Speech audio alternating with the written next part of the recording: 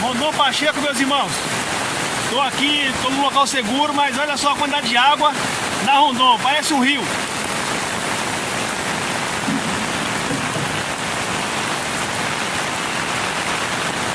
Os carros que estavam vindo na Rondon, subimos numas calçadas aqui na lateral.